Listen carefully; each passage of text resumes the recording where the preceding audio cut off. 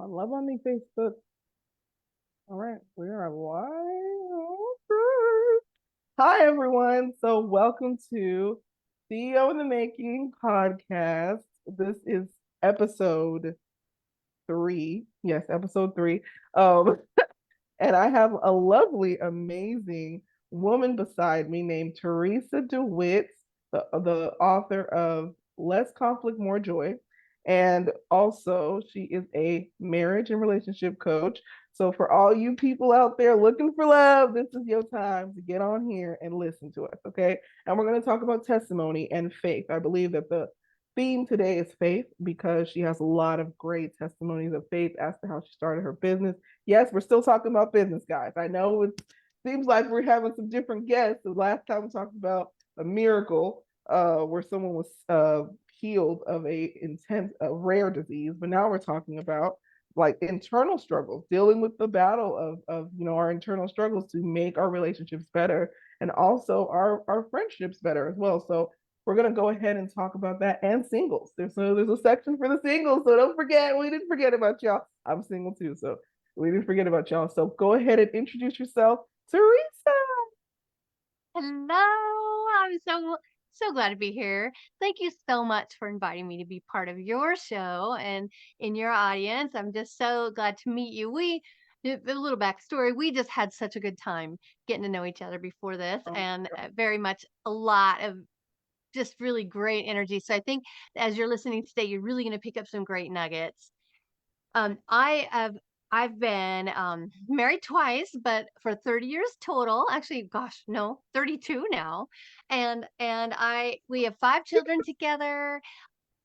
So I'm a mama, I'm a grandma. I've been an international flight attendant for 35 years, and during all that downtime for flight attendants during COVID, I really was seeking God. I'm like, Lord, what should I do? How can I bless people? How can I serve? And I thought, I need to talk to my kids. I need to talk to them about how to love Jesus and love their partners. And that's when it dawned on me that I should share, what have I learned through this journey of marriage, failed marriage, successful marriage? What have I learned? And that's how I came to the write this book, Less Conflict, More Joy. Try to get it out of the ring light I reflection. love it. I love And it. right, and so the Lord just has opened up this kind of fun journey for me. I didn't know that I had a book in me. I just truly didn't know there was one in there.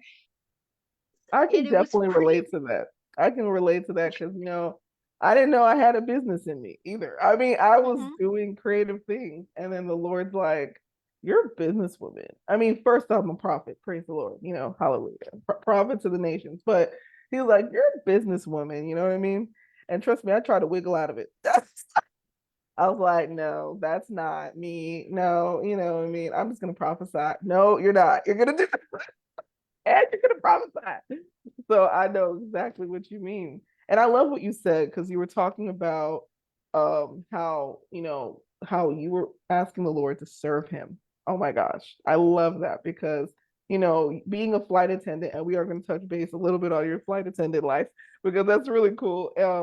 It's like you even knew then, like even though you're doing amazing things, going to different places, you knew then like there is more, there is more that I can be doing for others. You know what I mean? Other than, making them smile, of course, but you really wanted to serve the Lord, and I wanted to kind of brush up on a bit of her backstory because you talked about her backstory, being married 32 years.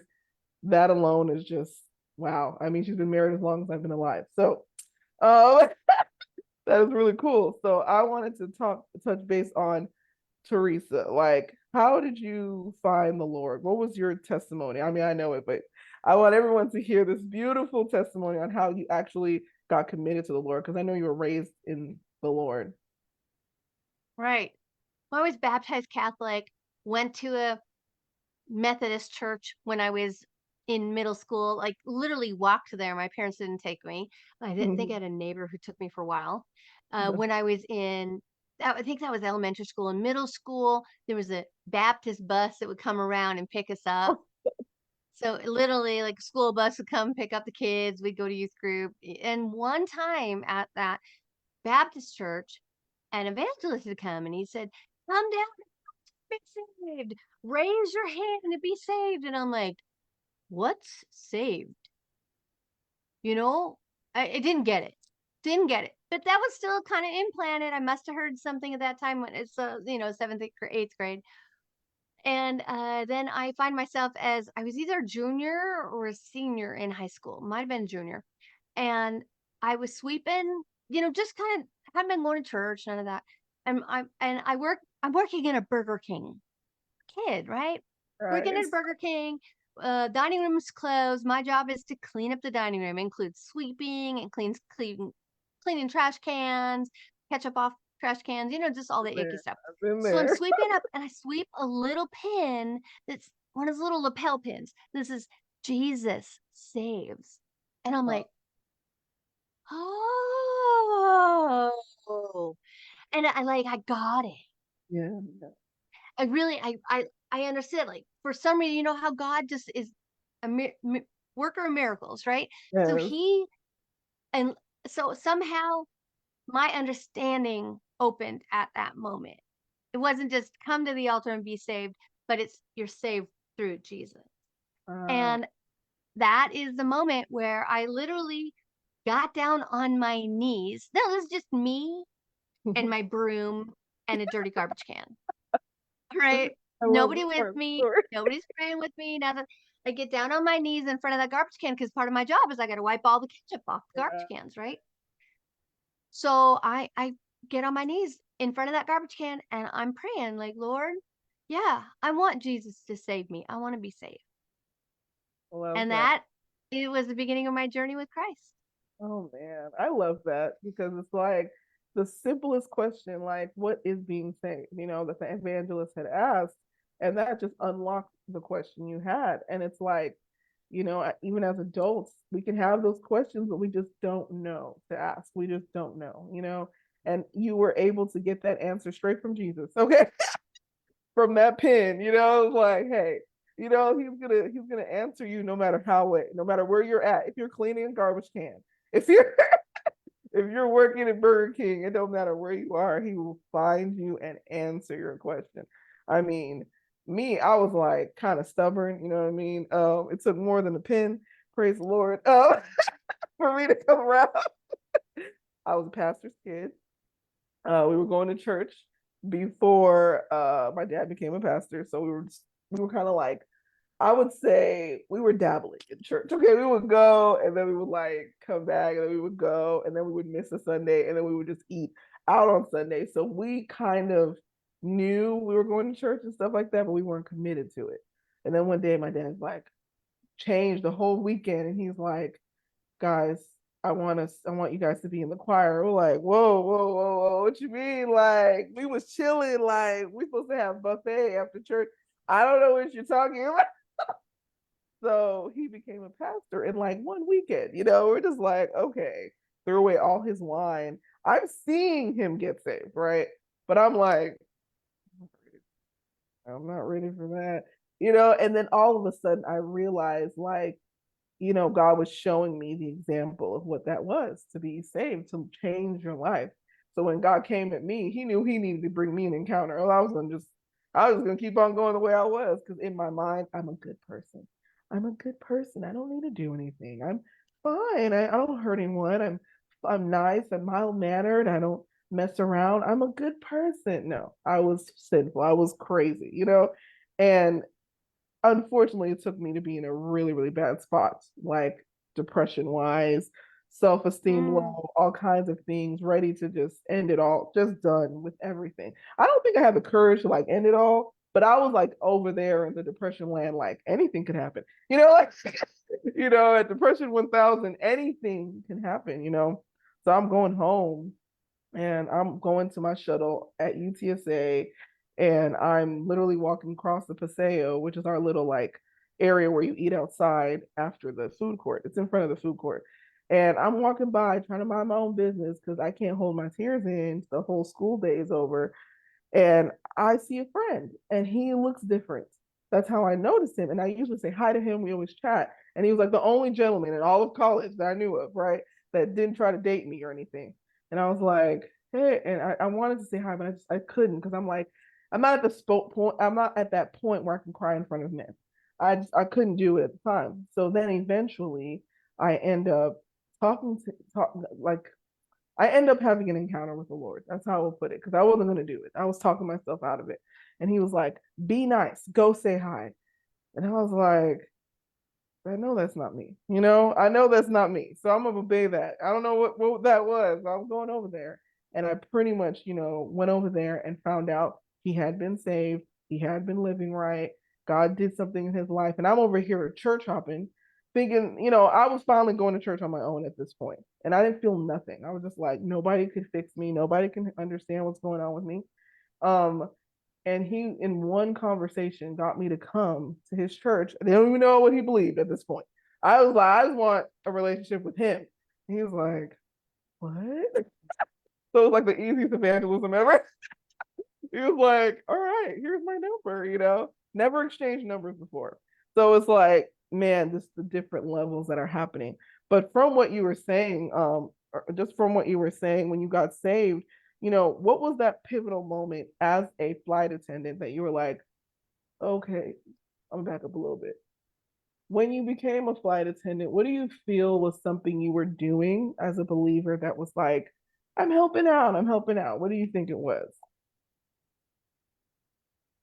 The thing that got me to think about writing the book. You Is know, that the question? let me rephrase my question. I'm like, I'm even thinking to myself. No, what I was saying was like as a flight attendant, like you're working and things of that nature. This is obviously after you got saved, right? Um, during that time, when did you feel like, man, I need to do more? That's what I mean. That's what I mean. Yeah. Oh yeah. Was there an event that happened There's or been anything? times in my career that I've had to reconsider. I've been flying for 35 years. Right. Long time. Yeah. And there's been a few times during my career where I've had to really take a step back and go, am I supposed to continue to do this? And Mm. one of them was 9/11 for sure. My Oh kids were yeah. little. My kids are little, and I had to find out, am I supposed to keep working and working with people and helping people and putting myself on the line.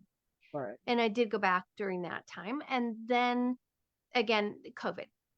Mm. When COVID and then the skies were completely shut down again, like just like 9/11, for a period of time there was no flying. And during COVID, there was almost no flying. Everything was canceled. There was no passengers. Nobody was flying. Everything was shut down. And those are opportunities for us to kind of reevaluate where we're at. Mm. And I stayed with flying, but I took advantage of that time of not having, like when we would get to our layovers in Australia, we were escorted to our room by guards. We were basically told to stay put for 24 hours, and they brought us food to our rooms. Uh, We weren't allowed to leave. And the same was in when if we went to China or if we went to Israel, same thing. Weren't allowed to leave. And so I have all that time. Like, what am I going to do with this? And that's when I really started asking, Lord, how can I serve more? Who can I serve? Who would I bless? And that's when I thought, I have 5 kids who are all marrying age. I should tell them basically the best things that I know on how to make a marriage an excellent and beautiful and joyful and wonderful and intimate and lots of connection and great communication. So that's what I did. I came up with 14 different things, very action oriented, that you can learn today, you can apply it tonight and have a better marriage tomorrow. And wow. that's why it's called less conflict, more joy, because that's what we all want in a relationship, Yeah. right? Yes, facts. I mean, I agree because when you were sharing that, I almost came to tears, because the Lord be moving on me, moving on me. And I kept thinking, because you said 9/11 and then COVID because you had downtime, and sometimes in the hustle and bustle of life, we can't hear him, and I think Hmm. that is so crucial that you share that because it was like a tip like, are you slowing down for the Lord? Are you slowing down to see, hey, what is my purpose here? Am I supposed to be here? Am I supposed to do this? It is going to change the trajectory of your life, but Truly. it's right and put you in a season of like the wilderness or something like, but it's like, that what you were doing is not quite what was supposed to be done in your life, right? Because we get really Mm-hmm. good at things and we get really great at them and we can do them in our sleep. Like I know filing disputes, customer service, I can do that in my sleep. But can Mm-hmm. I do what God has told me to do, what I am meant to do, like He wants me to do it in my sleep? No, and that is the thing that we want. We want to challenge ourselves because there is a part of our life that even though we have a beautiful life, we can still have that moment of like, I need more. I need more. And it's not just us, it's our spirit, saying, I want more. In that Mm-hmm. silence, in that reflective time that you spent after 9/11, my kids, oh my goodness, I didn't think, they're young, different things can make us really start to think about destiny, about our purpose, And I love that you said that because here at CEO in the making, it's all about purpose. One thing I haven't always shared is that not everyone's called to be an entrepreneur. But there are Mm-hmm. people that are, and we shouldn't shy away from it because we don't know how to do something. And I even tell my Mm-hmm. clients, man, if you don't know how to do something, find out how. I came up with this funny thing. It was like a I don't know workbook. And it's literally all the things you don't know. Just write them down. And I would ask like questions in it to help people guide them. What do you think you're supposed to do? How do you do what you're supposed to do? And what are you going to study now that you don't know how to do those things? So it kind of Mm-hmm. like takes out the excuses of, I don't know where to start. Yeah, you do. It's all in that workbook. But it's like that moment is so precious. Because Theresa, what would have happened if you were like, I'll go back to flight attendant after COVID? Like, what would have happened? During COVID, I think during COVID I'm hanging out. I've got all this time off. I think I'll just, binge watch. I'll just Netflix to death. You know, I ended up doing a bunch of Tony Robbins and a bunch of personal development. I because you could go where I was living, we could go out and do things outside, and it was springtime and then summertime, and so I was outside a lot of workouts. There weren't any races.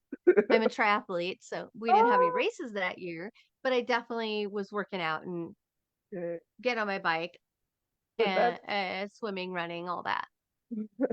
but that's productive stuff. I mean, you were actually working on yourself because, like you said, it could have been binging. It could have been like a lot of things. And that's what Mm-hmm. ends up happening with a lot of people that are like, man, I'm faced with this crisis. Instead of pushing forward and saying, hey, let me press into that question. Let me go into that and really go into deep in that because I didn't ask that of myself only.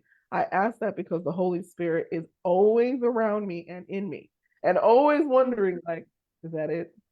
Like for Mm-hmm. me, I don't know. I can't believe I'm saying this on Facebook Live, but the Lord is pressing upon me to do what I need to do. Okay. Do you believe in angels, Theresa? Yes, Okay. absolutely. I'm sorry. Yeah. Hey, not every Christian does. Not, but I mean, they're not like all nice, happy angels. You know, Right. angels are big, powerful And beings there's that are so big, scary, powerful beings, and not. Oh, I mean, I'm not saying they're bad at yeah, all. It's just that they're not this nice little the fairy tale happy winged thing, right? that people say they are, like all with the wings and stuff. Like I've seen Right. those types, right? But they rarely honestly have wings, to be honest. But anyway, but I I'm trying to preface this because I have a lot of people who are gonna have a lot of questions about angels after this, and that's okay. That's okay, guys.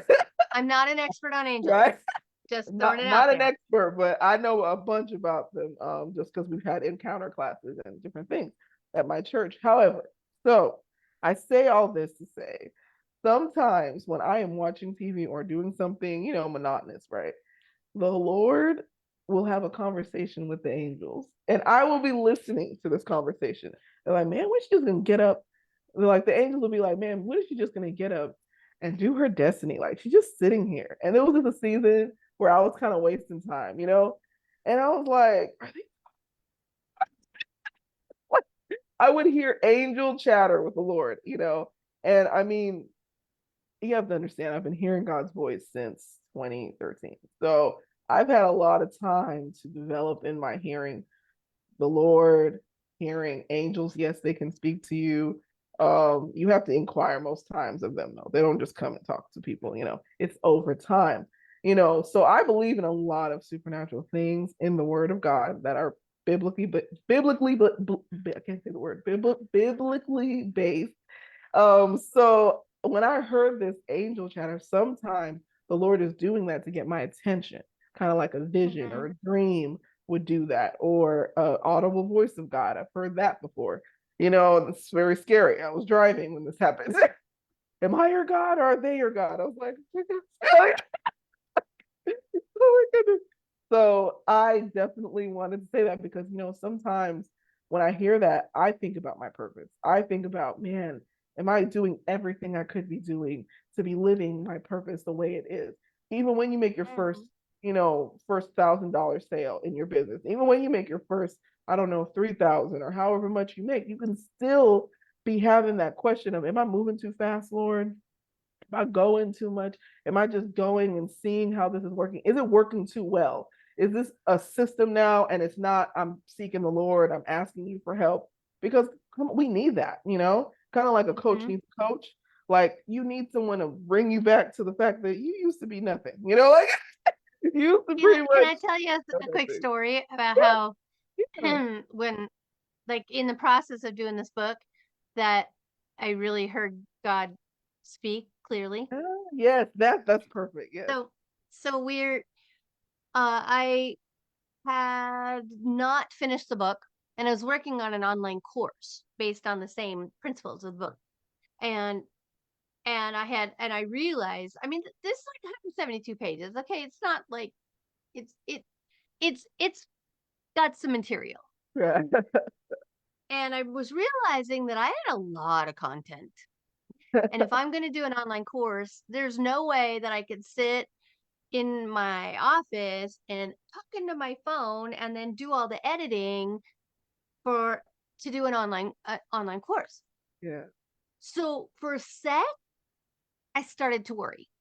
Like, oh gosh, I've got to do the research and find somebody, and I don't have the money to hire somebody, and and it's literally got like God tapped me on the shoulder and said, "Don't worry about that. I got it covered."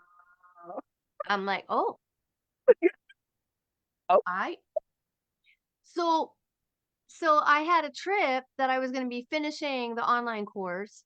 I had a 5-day trip. This is in 2021, and I was going to be in Hawaii at a resort, a gorgeous resort, for 3 days on the ground, paid for by my airline.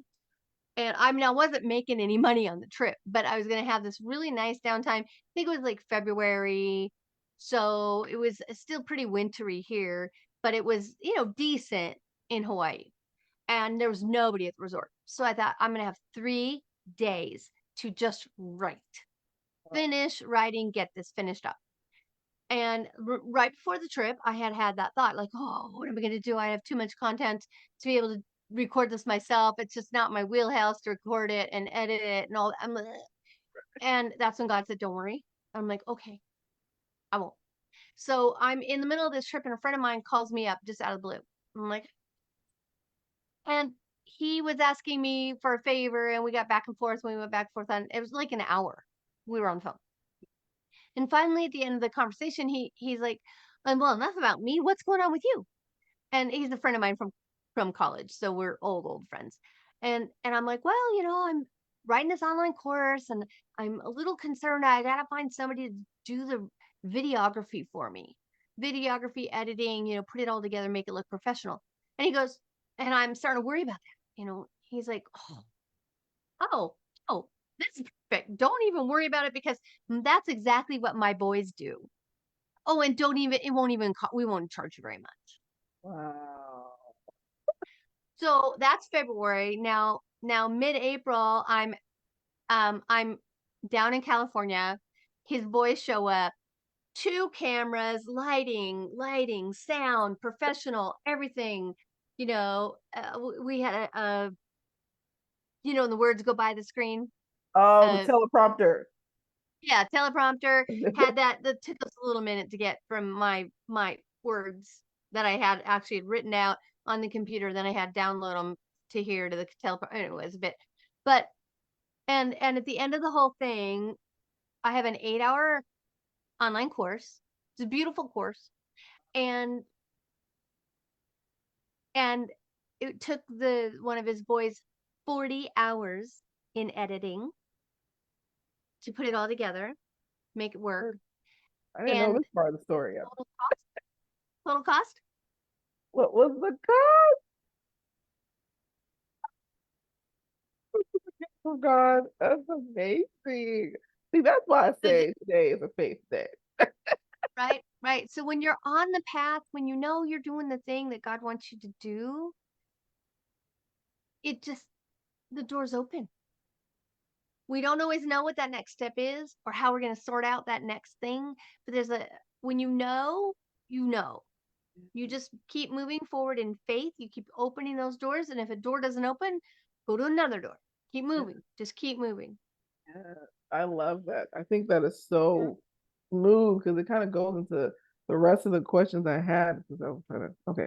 Yeah, because it was like, that is something that I've always said. Like, I've always said that in myself. Like, when I would just obey the Lord, all these miracles start coming. Like, when I was moving to Atlanta, because the Lord was like, "You're coming to Atlanta. Like, you have 40." I had 40 days basically. I got a word from my apostolic leader at church, and usually when he gives you words, they're directional. And he knows what you're supposed to be doing because he's been praying over you, right? So I'm like waiting, thinking, I don't know what he's gonna say because a lot of people and our leaders are in Atlanta. So I was just like, I haven't heard anything about Atlanta. Getting a little too comfortable, you know what I mean? Like in Houston. And had my own place and everything. And then one day I got a word about apostolic leaders, and they're like, the Lord told me you have 45 days to get to where you need to get to, and you know what we're talking about, and XYZ. And the word was very detailed. So you could not mix it up. And I was just like, I gotta seek the Lord. Seek the Lord. So I started seeking the Lord so I can hear the same thing. And of course, he confirms everything, everything. And it's so interesting because as I'm doing this, I'm creating this course called I Am Brave. And sorry, we have some music, guys. I haven't even officially, like, actually been able to do the things that I needed to do to finish everything in I Am Brave. So once I finished I Am Brave, God literally led me to who to contact and who to talk to. And I didn't know if they were going to pay. Okay. He just told me to talk to this person. And they literally told me the Lord said that I need to do this. I was like, okay, what? I'm over here with my spiel, like this is what's supposed to be. This is what's gonna be. And I realized that what she invested, I was able to use to move my life to Atlanta. Like it was amazing. Like that is what I mean by like today is definitely a faith day, because I was just like, man, like this is something that I'm sorry, I'm not ignoring you. Someone's trying to get in to the space. But I was realizing like, man, like if I had just obeyed, how many more miracles, could have happened prior to that.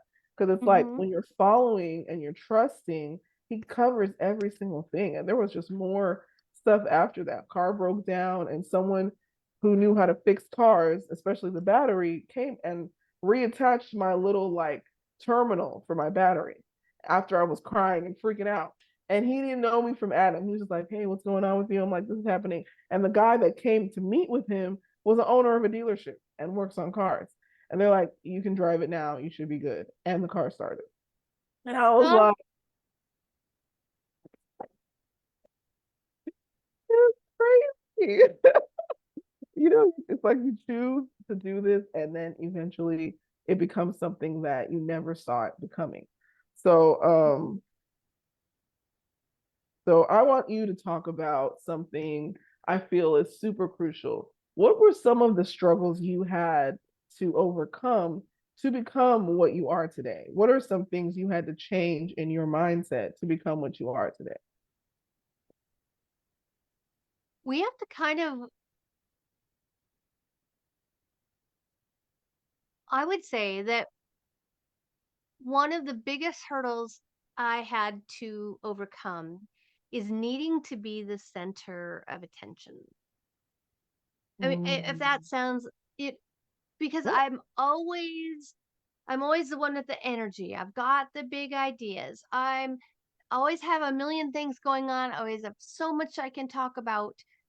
But I'm learning how to ask questions and then listening to remember Yeah. when you're with other people. When you are a driven person, sometimes that's our kryptonite or our, the thing that we're weak, that shows our weaknesses. Our weakness is not being a good listener, Mm. not being the one to ask the questions. Mm. Now, and here I am 60 years old and I'm still just really honing in on that skill. Mm. So that was one of the things I had to get. I've got a big sign in my office that said Jesus must increase and I must decrease. Oh, I love that. And learning to apply that in my life, learning to what does that look like to me? I must decrease. Mm. And Jesus needs to increase. People need to see Jesus before they see Theresa. Wow. That's amazing. And moving forward in faith first and Theresa second. Yeah, that's amazing. I mean, that's so true. It's like I was actually going to ask you what humbles you about all this, and you pretty much answered the question because it's like, you know, um, you pretty much answered the question because it's like, yes, like what humbles us, what shows us is like as we listen, because I had to learn that as a life coach. Oh my goodness. Active listening. My goodness. I can't tell you how many times I had customers in the beginning be like, that's not what I'm saying. I'm like, right. You go through this whole spiel and it sounds amazing, and you're like, what? Like, like, Yeah, and I think that's another big part of how I've learned how to be a better person at asking questions is when I'm coaching with women. Is when I'm coaching with women and finding out what's going on in their marriage, really needing to understand so that because I have to listen to understand in order to be able to help. yes, that's so true. And then sometimes while I'm listening, I'm also praying, like, Lord, reveal to me what it is that you want to work on in their life. And how can I be the conduit to help you do the work? So as a Christian, when you're listening, when you're asking those questions and listening to the answers, don't be thinking about what you want to say. Think about, okay, Lord, what am I supposed to hear here? What do I need to know? What are you revealing to me about what's going on in their life that then you can then give them answers? Lord, give me the words with this client. Yes, I think it's so So crucial. really applying our faith in our listening. And it can be the same with you're talking to a girlfriend and instead of just thinking about what you could say in response, you could say, Lord, what do you want to tell her? What is it that you need to reveal to her? What, and keep continuing to ask those questions like, Lord, what are you wanting to tell me from what am I supposed to know here that I can then pray about or encourage Yeah. or discourage? Right. Exactly. Exactly. I love that. Or discouraged. Because sometimes it's not always, yeah, girl, yeah, you're doing a good Yes. job. It's Sometimes it's like, like, oh, maybe that's a bad plan. yes. Do you see where that's going? Yes. That is so crucial. I love that. There were so many tips in that. It was amazing. That was like a wheelhouse. Are y'all writing this down? Okay. I'm just like, no, but for real, I feel that is the truth, because like when I started listening, I even read some counseling books just to get a little bit more compassion, just a little bit more compassion. And it helped me understand, man, what's Mm-hmm. their goal? What's my client's goal? I'm listening with a purpose now, like now I'm listening with the purpose of what does she want out of her life? Like, man, I just want to get back to being me. I want to get back to taking care of myself. I need some self care. Like they'll tell you, but because we're not listening, we won't hear it, And we're like telling them, oh, try this, do this, read this, all this. And she's like, no, that's not what I'm here for. And it makes a difference in your sales, which you know what I mean by that. It makes a huge difference in your sales, because they're like, you're selling me what I already want. It's not a sale. Like, that's not a sale, you know what I mean? It's like, okay, here you go. But it's like now we're speaking the same language. We're talking in the same direction. I don't have to force you to do what you said you wanted to do already. So I love that you said that because that is exactly what anyone has to do in order to increase, of course, a relationship, marriage as well. Like you beginning to listen to that person and really get something out of it and really ask yourself, how are they receiving me too? And I had to Right. learn to break things down as I teach because I can be so theatrical with my stories that they forgot there was any principles taught. And they're like, I had fun, but what were we talking about? Wow, I'm having a ball. I'm like crying like from laughter, just but I don't know what we were talking about. So I had to learn to break it down and ask them to teach me what I just taught them. Mm-hmm. They're like, oh, okay. Now you gotta be awake.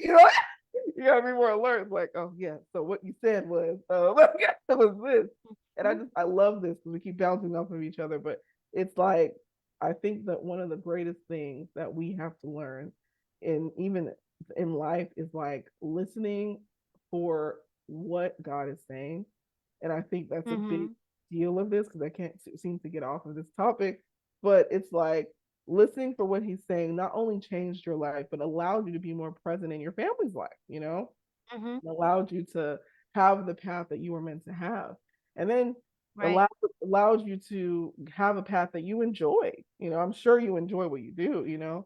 So it's like I think in this moment, and I think just to close out would be great if you just give a little bit of tips to couples and singles as to what to do to start dating, but for the couples, what they need to start doing to stop killing each other. Okay. Just Well, a I quick think three there's tips. three kind of integral parts of a relationship that you need to focus on. So first of all, it's connection. That you're doing things together, you're spending time together, you're talking, you're walking, you're in life together, right? You're not just like he's here and you're over here and you're just never connecting. So connection is huge, and making sure that on if not daily but at least weekly basis, you're taking time to connect. You're sitting at the dinner table without your devices and you're talking. Dinners at the dinner table are huge. No TV, no phones, just the two of you or a family with the kids and whoever. Just you have to have a no device policy when you're having dinner. Just has to happen. Uh, um, so connection is number one, and trying to find shared interests, date nights, doing fun things together, remembering what it was like to date and continuing to do that, investing some energy, mental energy, some time into being creative with your dates with your partner, doing stuff. Like right after this, I'm like, hey, I got hair and makeup. Let's go do something. Exactly. That's I said that to amazing. my husband last night. We've been married 16 years now. And so he's like, okay, I'm showered, I'm shaved. Let's go when you're done. You know, so we, I have to plan those things out. Otherwise, he could be off doing his own thing. I could never leave my office. And literally, the thing about it being an entrepreneur, you're never done. I Yeah. mean, I have these business cards I need to enter into, all this details I need to get into a database so I can contact these people. I'm like, Shh, okay, that's 4 hours. I don't know how. Anyway, enough of that. Number two, so connection. Right. Number Connection. two is communication, and that is kind of with connection. So I won't even, I guess I'm repeating myself. No, it's kind of a lot of the same things. Like making sure when your partner gets home, when you get home together, both of you get home from work, that you think of good questions to really pull out what happened today and really communicating.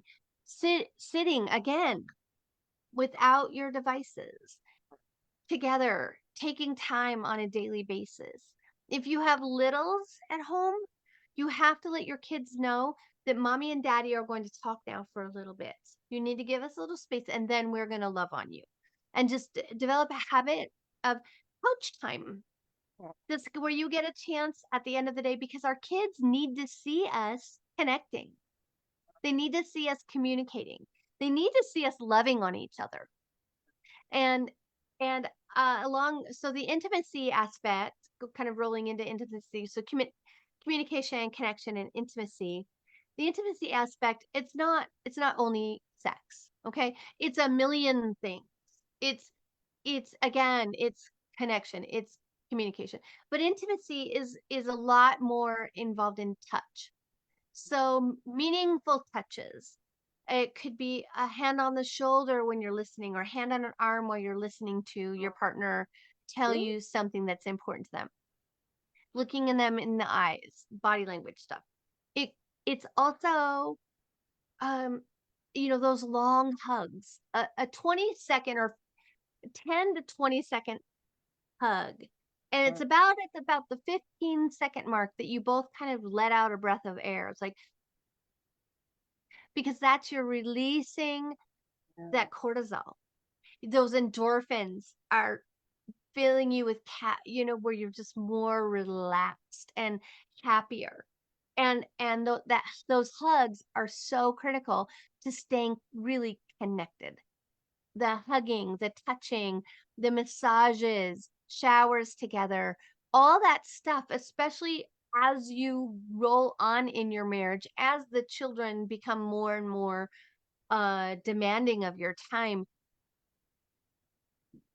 prioritizing that time together is really so important because intimacy is the glue in your marriage. Yeah. Now, you and I can hug, you and I can have great conversations, you and I can talk and touch and all that stuff. But it's the intimacy aspect that makes it from friendship to a relationship. Yeah. And or friendship to, well, yeah, relationship. So Don't forget in about the singles.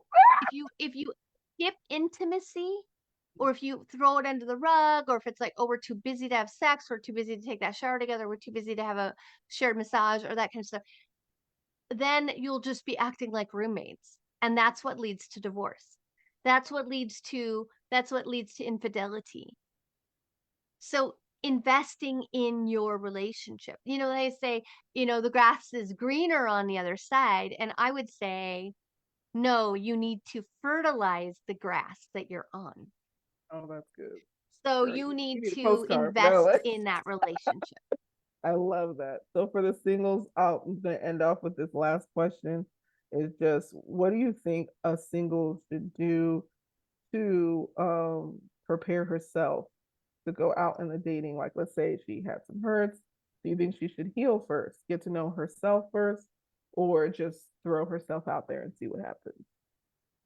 Well, I think one of the biggest things that we should do as a Christian and in any relationships that we're in is that we first, we want the Holy Spirit in our life, right?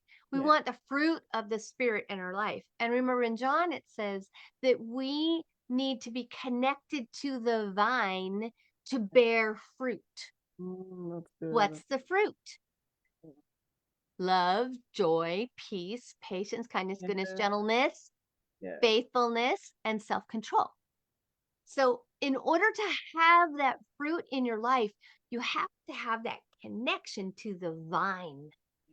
You have to be drilled into the vine in order to have fruit. Mm. And the fruit is what produces good relationships. Oh, When we are patient, we are a better partner. when we are loving, when we are kind, when Uh, we have self-control over the things that we want to say and don't, we are a better partner. that's so good. Not everything needs to be said, especially when you're angry. Understanding that is sometimes the best thing to do during an argument That's so is true. just to stop and be the adult in the room and say, I'm done. I don't want to say things that will hurt you. I have to step away from this for a minute. So, what does a single person need to do? Get connected to the vine That's so that your life is bearing fruit, and then you will be so much more attractive as a human being that is and so so good. much more ready to be a partner and share life because you first are connected to the vine of God. Yes, and I feel like I'm in that season myself. As a single, I'm working on my health. I'm working on working out. Lost 11 pounds. Woo woo. Oh, good, I good. know my first full month of going to the gym, actually in person and not online, and eating better, seeing differences in my body, seeing like my stomach just changing, different things like drinking better, drinking more water, taking vitamins, different things I never implemented in my life, and I'm like now pushing myself like where else can we go? What else can we do? And reconnecting to my purpose, studying prophecy, not just relying on what I've learned over the years, but saying, hey, let's study this. Let's really study this so that if I have questions, Mhm, I can answer those. And it's like you said, it makes you more attractive when you're connected to the vine, because we love Jesus because he actually exudes all of those things. mhm, Want to be attached to him. Women washing their hair with oil, with his feet because who he is, his presence. But he was always with the people, amongst the people, kind, gentle, teaching, training them, protecting them, keeping them from the wolves in sheep's clothing. Like that is the best answer you could ever give. Because it's true. We like to skip around, right? We like to skip around. Like give me the quick fix, Theresa. Like I want to know right now. Like I'm going out tonight, but it's like that one moment he's gonna see you is not going to be your whole life. You actually have to do things that you can maintain when you don't have the makeup on and you're just you. mhm, What are you? Are you a mouther? There's mouthiness. I've had mouthiness in me where I'm hitting my brothers, like, calling them names, thinking it's funny, but maybe they're hurting on the inside. So mhm, teaching me to be more mindful of what I say when I am angry and I do mean it, and be like, no, you won't mean it later. And my leader, Apostle AB, he would say, you're not always going to be angry, you know? So what are you going to do when you're not? And you did this. It's permanent. These words are so permanent. So thank you so much for coming. I left a link below for you to connect with Theresa. If you want to fix your marriage or relationship today, it's at joyfullymarried.com. Yep, that's a great place. Or if you want to, right here on Facebook, Mhm. for those of you, I know this is going live to Facebook Yes. right now, but also for those of you who are just listening, I have a Facebook group. It's called Less Conflict, More Joy. It's the same as my book. Okay. You kind of see it, Less Conflict, More Joy, right there. And see, here I Yeah. am. Love that. Anyway, come join my group. Less Conflict, More Joy. It's free. It's private. So, and I do trainings in there. I also have, you can follow Joyfully Married on Facebook. That's my bigger kind of just my business group. And again, I have trainings and Right. postings and things like that in there. You can grab the book on Amazon, Less Conflict, More Joy. It's $20. I have an ebook that's cheaper. So Yeah. there's those options. Yes. And you can always just I do coaching. If Yeah. you are struggling in your marriage, if you are this close to divorce but you don't want to get divorced, I'm your girl. Yes. I'm going to give you I've got I'm working on a group coaching program that I'm not doing yet, but I absolutely can do one-on-one with you. I'm doing on June 19th. I locally here in North Idaho in Coeur d'Alene, I'm doing a 4-hour seminar workshop where I'm calling it a recharge event. We're going to recharge your marriage, and it's going to be 4 hours where you're going to go through all the things that you could be doing on a daily basis, and then you're going to write them down. You're going to come up with a 21-day plan that you are going to then plug into your calendar on your phone. And so every day you'll have a reminder. Okay, today I'm going to hug my husband. Tomorrow I'm going to ask him great questions. The next day I'm going to pull out the oils and we're going to trade massages. Just all the things. So Right. every day you have something that you're really intentionally doing to make your marriage a better place, a happier place, more connected, with more intimacy and more communication. Okay. Well, you guys got bunches of ways to meet with her and free ways. I love that. The Facebook group, go ahead and look at that, join that. I didn't know about that, so maybe I'll look at that too. Yeah. But it's really great because we have different gifts, different businesses as entrepreneurs, and we can all help each other grow. So partly of this podcast, I want to bring attention to Christian entrepreneurs because we're serving the Lord with our gifts, and I really want to show a highlight to that because that's how I got into it. Without the Lord, none of this matters, right? So I just want to end off with the fact that, once you do this, you're not going to regret it. It's going to be the best thing you've ever done, working on yourself as a single, working on your marriage, doing the things you need to do, and also listen to the podcast. Listen to me, follow Nkese and KeseAdam.com, faithful coaching. We do confidence coaching and we work one-on-one on personalized solutions for your actual life. So even though I am a confidence coach, I do help people overcome obstacles in any area Mm. of their life that they need help with, work wise, job wise, different things that you feel like you need help with. So, of course, I use the principles that I've been taught over the years in faith and confidence and things of that nature. So I'm super passionate about that because we already got testimony, interviews, and different things of women just being touched and transformed. So thank you for being with me, Theresa. You can get back to your day. And thank you, everyone.